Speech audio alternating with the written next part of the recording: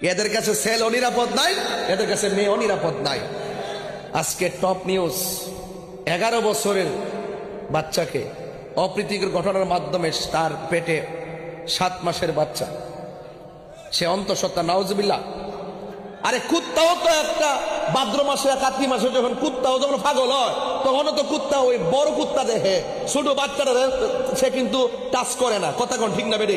এরা তো কুত্তার ছাই তো আরো অজব হয়ে গেছে। কথা বলেন ঠিক না বেড়ে?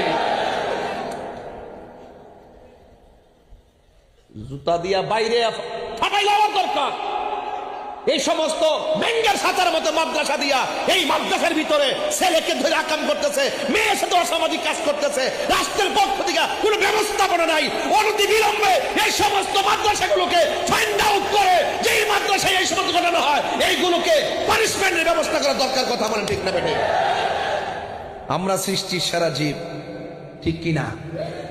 তাহলে মানুষ সৃষ্টির সেরা জীব, আবার আল্লাহর কোরআন বলতেছে মানুষ পশুর চাইতে আরো নিকৃষ্ট। মাদ্রাসা নাম দিয়া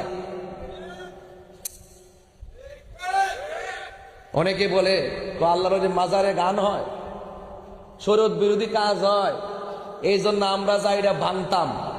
মাজার ভাঙ্গে এমুকে খারাপ, অমুকে খারাপ, এখানে গান হয়, এখানে অসামাজিক কাজ হয়, মাজার ভাঙতো যা। আর তোমরা মাদ্রাসার ভিতরে যে হুজুর যে এত বড় জঘন্য কাজ, একের উপর একটা নতুন না, সেই ওই ইতিহাস স্বাধীনতার আগে থেকে যে এরকম আকাম কুকাম চলতেছে, কই এখন তোমরা ওই মাদ্রাসা ভাঙতে যাইতে পারো না?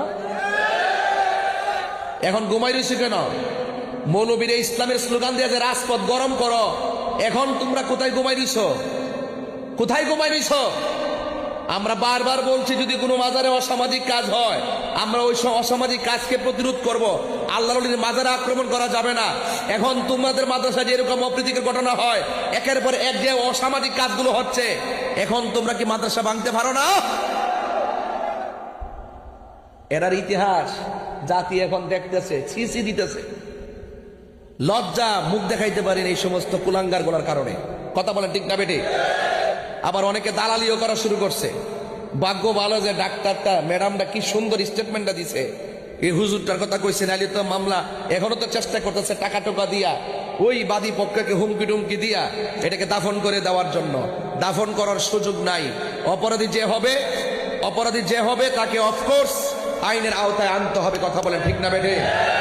আর দর্শকের পক্ষে যারা যে আইনজীবী ফাইল ডিল করবে, ওই আইনজীবীর বিরুদ্ধে অবস্থান নিতে হবে।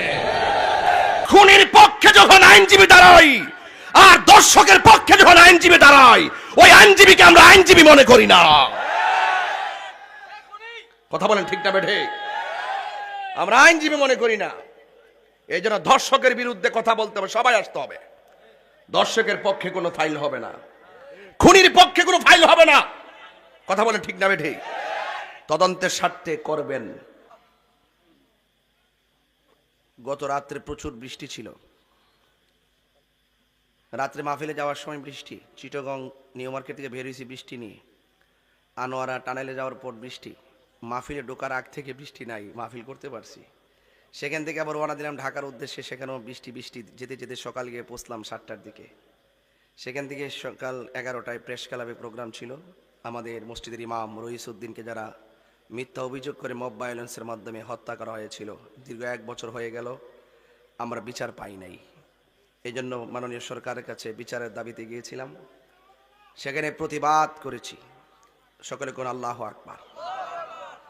এই সুন্নিয়তের বিশাল একজন হাস্তি ছিলেন আল্লামা শহীদ ফারুকী রহমতুল্লাহ আলাইহি। কথা কোন ঠিক না বেঠিক? না বিচারকে আমরা পাইছি? আরে কথা কোন পাইছি? পাই নাই। সেখানে প্রেস ক্লাব থেকে প্রোগ্রাম শেষ করে স্বরাষ্ট্র মন্ত্রণালয়ে গেলাম। সেখানে স্বরাষ্ট্রমন্ত্রী মহোদয়ের সাথে কথা বললাম, স্মারকলিপি জমা দিলাম। কথা বলে দেখা করে সোজা এখানে এসেছি। প্রধানমন্ত্রীর কাছে যাওয়ার কথা ছিল, তিনি যশোরে চলে গেছেন, তা আমাদের স্মারকলিপিটা রিসিভ করানো হয়েছে। তো যাই হোক, সুন্নিয়তের জন্য, দেশের শান্তির জন্য, দেশের মানুষের কল্যাণের জন্য শুধু যে ওয়াজ করি আর বসে থেকে এরকম না, দায়িত্বহীন কণ্ঠে জীবন বাজি রেখে দেশটাকে বাঁচাতে হবে, দেশের মানুষের পক্ষে কথা বলতে হবে। অনেকের মুখে দেশের কথা আছে, অন্তরে দেশপ্রেম নাই। কথা বলেন ঠিক না বেঠিক? এই জন্য আমাদেরকে পাহারা দিয়ে রাখতে হবে। এই জন্য দেশের পক্ষে যারা দেশের মানুষের কল্যাণে যারা কথা বলে, সম্প্রীতির জন্য যারা কথা বলে, তাদের পক্ষে আমরা আছি না নাই? জসিম ভাই খুব ভালো মানুষ। অনেক আগে থেকে আমরা মাঠে কথা বলতেছি, কাজ করতেছিলাম। আল্লাহ পাক দয়া করেছেন, তিনি প্রতিনিধি হয়েছেন। তবে এতটুকু বলতে চাই, এ পৃথিবী থাকার জায়গা। কেউ আগে যাবে, কেউ দিনে যাবে, কেউ দেশে, কেউ। এটাই বাস্তবতা। আপনি কোটিপতি হতে পারেন, কিন্তু রিক্সাওয়ালার শরীরে যে কাপড়টা লাগবে, আপনার কাপড় গায়ে এই কাপড়টাই লাগবে। বলুন তো, কাপড় রংটা কি? এর বাহিরে কিছু আছে? এবং অনেক পদ পদবী আপনার। এই যে হাজার হাজার মানুষ বসে আছে, ওয়াজ শুনতেছে, কিন্তু একটা রাস্তার মানুষ মারা গেলে তাকে যে ঘরটাতে শোয়ানো হবে, একজন, এই যে আমাদের বিগত দিনে যত প্রভাবশালীরা মারা গেছে, তাদের ঘরটা সেই ঘরটাই হয়েছে। বলেন, সেই ঘরটা কি মাটির না? এই জন্য সকলকে চলে যেতে হবে। এই মসজিদে অনেকে এতেকাফ করছে, করে নাই? এতেকাফ করেছে, কিন্তু দেখেন মসজিদের জায়গায় মসজিদ আছে, কিন্তু মোতাকিফ যিনি, তিনি তো চলে গেছেন। তিনি কি আর ফিরে এসেছে? এই মসজিদের প্রথম কাতারে অনেকে নামাজ পড়েছে, চলে গেছে, আর আসবে না। এই জন্য আমার ভাই চৌধুরী ভাই বলছেন, জানা কথা বলে কেন? জানা কথা বলে এই জন্য যে আমরা ভুলে যাই। কথা বলেন ঠিক কিনা? এই যে আমি যে কথা বলছি একদম কমন কথা না, কারণ উনি যদি উঠতে কবর ধরি তো আমরা জানি ফেসলা গুনি একটা কত হলে বলতে হয়, বারবার বলতে হয় কেন? আমরা ভুলে যাই। আমরা কি হয়ে যায়? আমরা ভুলে যাই। দেখেন আপনি ওই, আপনি বাইরে থাকেননি, দেশে দেখবেন ঈদের দিন আসলে দেখবেন কত প্রকার মুসল্লি পাওয়া যায়। ও ইমাম সাহেবের তাকবীর মান দেয় এমনি, ওই এক মুসল্লি জায়গায় যে এই যে 6 তাকবীর আমরা দিতেছি অতিরিক্ত, দেখবেন মুসল্লির মন থাকে না, ওই বইলা যায় দিকে বারবার দেহাই দহন লাগে। কথা কি ঠিক আছে? কথাটা এদের দেহাই দহন লাগে। হাদিস তো হাদিসই। এই জন্য ওই যে কমন কথা যে কইতাছি, এটা আমার টাইম বাংতাছি আর কি, বাঙ্গালি যাচ্ছি আর কি। তো এই জন্য এখন কথা হইল যে আমরা কি হয়ে যায়? ভুলে যায়।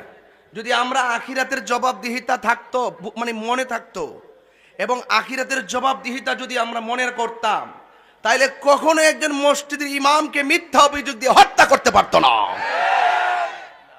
কথা বলেন ঠিক কিনা বলেন? আজকে আমাদেরকে ব্যারিকেড দিছিল, তার কারমার কারা দিয়া পুলিশ প্রশাসন। আমি বলছি এই ব্যারিকেড চলবে না।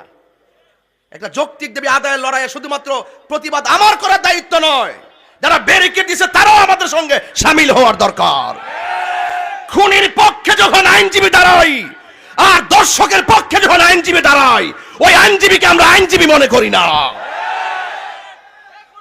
কথা বলেন ঠিক না বেঠে? আমরা আইনজীবী মনে করি না। এই জন্য দর্শকের বিরুদ্ধে কথা বলতে হবে, সবাই আসতে হবে। দর্শকের পক্ষে কোনো ফাইল হবে না, খুনির পক্ষে কোনো ফাইল হবে না। কথা বলেন ঠিক না বেঠে? তদন্তের স্বার্থে করবেন।